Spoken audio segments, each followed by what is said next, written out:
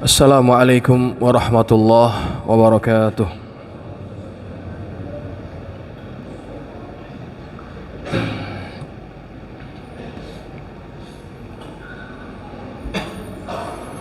Innal hamdalillah nahmaduhu wa nasta'inuhu wa nastaghfiruh wa na'udzu billahi min shururi anfusina wa min sayyiati a'malina.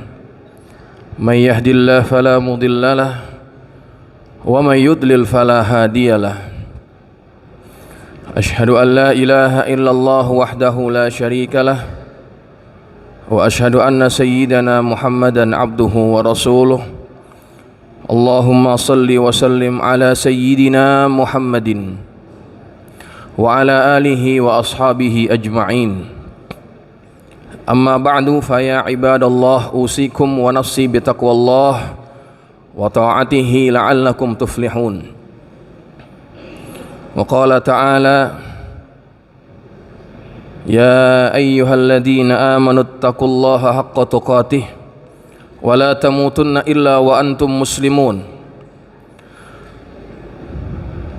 Wa qala fi ayatin ukhra, inna anzalnahu fi lailatul qadr wa ma adraka ma lailatul qadr. Lailatul qadri khairum min alfi syahr. Tanazzalul malaikatu warruhu fiha biizni rabbihim min kulli amr. Salamun hiya hatta matla'il fajr. Ma'asyiral hadirin, jamaah sidang Jumat Masjid Al-Mubarakah yang dirahmati Allah. Tanpa terasa kita sudah menginjak hari yang ke-25 dari bulan suci Ramadan. Sebentar lagi kita akan berpisah dengan bulan yang dinantikan dan diridhoi oleh baginda Nabi Muhammad sallallahu alaihi wasallam. Bulan yang menjadi keistimewaan bagi umat Nabi Muhammad sallallahu alaihi wasallam. Beruntunglah orang-orang yang dapat memanfaatkan kehadiran bulan ini dengan memperbanyakkan ibadah kepada Allah Subhanahu wa taala, terutama di hari-hari yang terakhir daripada bulan suci Ramadan ini. Hadirin jamaah sekalian, ketika Nabi kita Muhammad sallallahu alaihi wasallam semakin mendekatkan dirinya kepada Allah di akhir-akhir Ramadan dengan melazimkan hadir ke masjid, beliau beriktikaf di masjid, meninggalkan istrinya, meninggalkan semua urusan dunianya. Maka kita seharusnya pun berusaha mengikuti apa yang menjadi sunnah Nabi kita Muhammad sallallahu alaihi wasallam. Kalaupun kita tidak bisa mengikuti secara penuh apa yang dicontohkan oleh baginda Rasulullah, maka janganlah di hari-hari yang terakhir di bulan suci Ramadan ini kehadiran kita gaib di masjid-masjid dan musalla-musalla yang pada awal-awal Ramadan kita selalu datang, kita selalu memenuhi masjid dan musalla. Tapi kebanyakan masjid di akhir-akhir Ramadan mereka malah semakin menjauhi masjid, tidak mengikuti apa yang dicontohkan oleh baginda Rasulullah sallallahu alaihi wasallam. Padahal di akhir-akhir Ramadan ini Allah memberikan satu karunia yang terbesar yang ada pada bulan suci Ramadan, yang ini hanya diperuntukkan untuk kita umat Nabi Muhammad sallallahu alaihi wasallam, yaitu Lailatul Qadar. Malam yang penuh dengan kemuliaan, yang kata Allah mensifatkan malam tersebut adalah khairun min alfi syahrin, malam yang lebih baik daripada 1000 bulan. Nabi kita Muhammad sallallahu alaihi wasallam pernah ditanya oleh istri beliau, yaitu Sayyidatuna Aisyah radhiyallahu anha, Aisyah bertanya kepada baginda Rasulullah, "Ya Rasulullah, ara'aita in alimtu ayyu lailatin lailatul qadri ma aqulu fiha?" Ya Rasulullah, apa pandanganmu seandainya aku mengetahui malam turunnya ataupun malam terjadinya Lailatul Qadar, apa yang seharusnya aku ucapkan? Maka hadirin jamaah yang dirahmati Allah, jawaban Nabi kepada Aisyah ini bisa menjadi salah satu amalan yang kita perbanyak di malam-malam akhir Ramadan. Nabi berkata kepada Aisyah, "Quli Allahumma innaka afuwun tuhibbul afwa fa'fu anni." Ya Allah, sesungguhnya Engkau adalah Maha Pemaaf, Engkau suka memberikan kemaafan, maka maafkanlah aku. Hadirin jamaah sekalian, ada satu filosofi yang sangat mendalam. Kenapa Nabi mengajarkan kepada Aisyah untuk membaca dan memperbanyakkan membaca doa ini?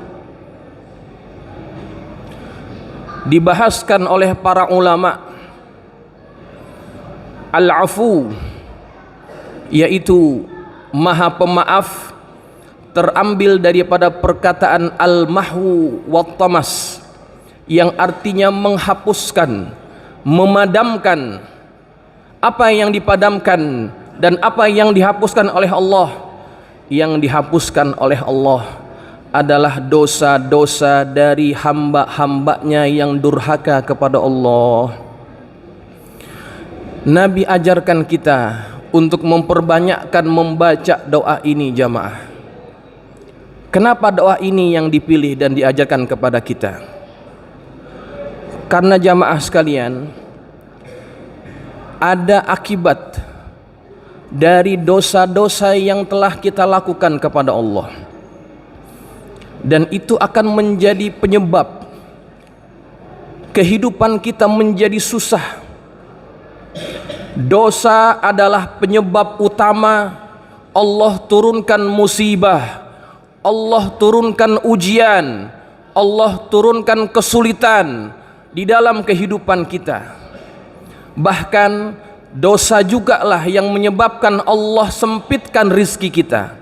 Di dalam sebuah hadis yang lain, Nabi SAW bersabda, "Innar rajula la yuhramur rizqa bi dzambin yusibuh." Sesungguhnya seseorang itu diharamkan rizki untuk sampai kepadanya disebabkan dosa yang dia lakukan. Maka jamaah yang dirahmati Allah, dosa ini di dunia Allah tunjukkan balasan berupa apa? Berupa kesempitan hidup, kesusahan dan permasalahan yang melingkupi kita. Maka Nabi kita mengajarkan agar kita membaca doa ini, karena memang itulah juga yang Allah gambarkan dalam Al-Quran. Ketika ada seorang hambanya yang melanggar larangan Allah, maka Allah menyempitkan hidupnya. Dari mana kita bisa mengambil pelajaran itu? Dari kisah pertama yang Allah ceritakan di dalam Al-Quran, ketika Allah menitahkan kepada Adam alaihissalam agar jangan mendekati pohon. Wala taqraba hadhihi syajarah, jangan kalian berdua dekati pohon ini. Fatakuna minadh dhalimin, kalian akan menjadi orang-orang yang zalim. Tapi larangan Allah terhadap Adam dan Hawa gagal diemban oleh Adam dan Hawa. Akhirnya mereka pun mendekati dan bahkan memakan pohon itu. Apa yang terjadi jamaah? Dalam kisah itu Allah gambarkan balasan yang langsung Allah berikan kepada orang yang berdosa. Kisah itu diceritakan Allah agar kita mengambil iktibar. Allah cabut nikmat yang Allah berikan kepada Adam. Nikmat apa yang langsung Allah cabut? nikmat berupa tertutupnya aurat mereka. Kata Allah, badat lahuma sau'atuhuma, terbuka aurat keduanya. Itu merupakan satu nikmat. Maka ini pengajaran yang juga kita harus ambil daripada kisah ini, jamaah yang dirahmati Allah. Setiap orang yang melakukan dosa, Allah akan cabut nikmat daripadanya. Kenikmatan itu bermacam-macam. Ada yang mengalami Allah cabut nikmat sehatnya, ada yang mengalami Allah cabut nikmat rumah tangga yang harmonis, Allah cabut nikmat punya anak yang soleh. Itu cara Allah mencabut nikmat dari hambanya disebabkan dosa yang dia lakukan. Kemudian Allah jadikan hidup Adam dan Hawa menjadi lebih susah. Itulah juga gambaran kehidupan anak-anaknya Adam ketika mereka melakukan dosa dan maksiat. Selain Allah cabut nikmat dari kehidupan mereka, Allah buat kehidupan mereka menjadi lebih susah.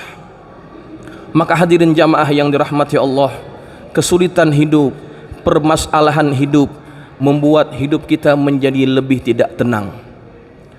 Nabi ajarkan untuk memperbanyakkan doa itu. Kita minta ampun sama Allah, kita minta ampun kepada Allah dari dosa-dosa kita. Ketika Allah ampuni dosa-dosa kita, jamaah yang dirahmati Allah, Allah akan memberikan ketenangan kembali kepada kita. Allah karuniakan nikmatnya kembali kepada kita. Allah memberikan kedamaiannya ke dalam hidup kita, jamaah yang dirahmati Allah. Maka di akhir surah Al-Qadar Allah mengatakan, salamun hiya hatta matla'il fajr. Al-Imam Ibnul Qayyim mengatakan, salam ini adalah buah dari orang yang mendapatkan Lailatul Qadar. Kedamaian itu akan datang padanya, kedamaian itu akan memenuhi hatinya. Kenapa Allah memberikan kedamaian? Karena Allah telah menghapuskan dosa-dosanya. Karena orang itu minta ampun kepada Allah dengan doa yang Nabi ajarkan, Allahumma innaka afuwun tuhibbul afwa fa'fu anna. Hadirin jamaah yang dirahmati Allah, kalau kita merasakan hidup kita susah saat ini, rezeki kita sempit saat ini, bertubi-tubi masalah datang kepada kita, muhasabahlah. Barangkali penyebab itu adalah karena dosa-dosa kita yang terlalu banyak.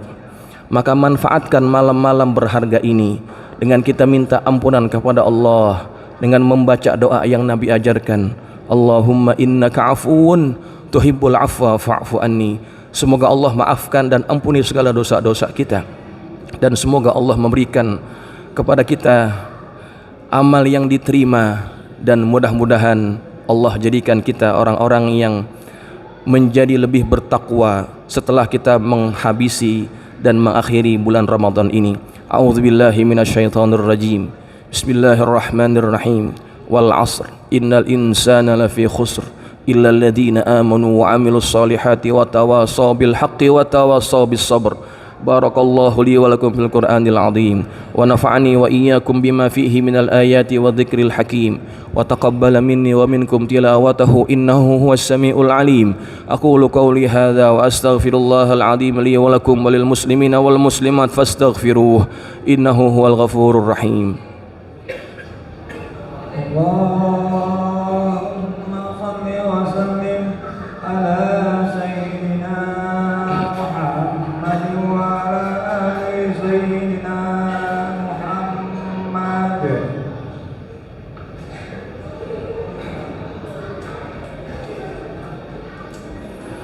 Alhamdulillahilladzi ja'alana minal muslimin wa razaqana minat thayyibat. Ashhadu an la ilaha illallah wahdahu la syarika lah wa ashhadu anna sayyidana Muhammadan abduhu wa rasuluh. Allahumma salli wa sallim ala sayyidina Muhammadin wa ala alihi wa sahbihi ajma'in. Amma ba'du fa ya ibadallah, usikum wa nafsi bitaqwallah wa ta'atihi la'allakum tuflihun. Qala Allah Ta'ala ya ayyuhalladzina amanu, qala Allah Ta'ala innallaha wa malaikatahu yusalluna 'alan nabi ya ayyuhalladzina amanu sallu 'alaihi wa sallimu taslima. اللهم صل على سيدنا محمد وعلى آل سيدنا محمد كما صليت على سيدنا إبراهيم وعلى آل سيدنا إبراهيم في العالمين إنك حميد مجيد.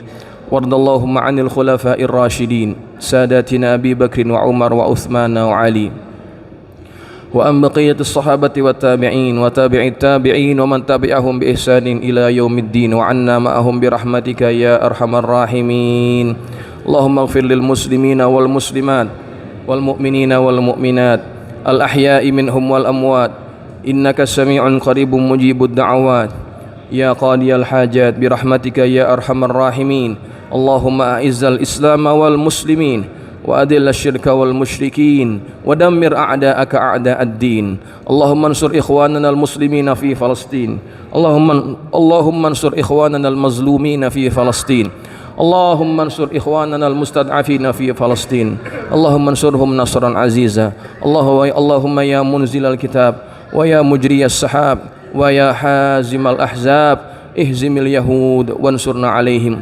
ربنا آتنا في الدنيا حسنة وفي الآخرة حسنة وقنا عذاب النار. عباد الله إن الله يأمر بالعدل والإحسان وإيتاء ذي القربى وينهى عن الفحشاء والمنكر والبغي يعظكم لعلكم تذكرون. فاذكروا الله العظيم يذكركم واشكروه على نعمه يزدكم واسألوه من فضله يؤتكم ولذكر الله أكبر والله يعلم ما تصنعون.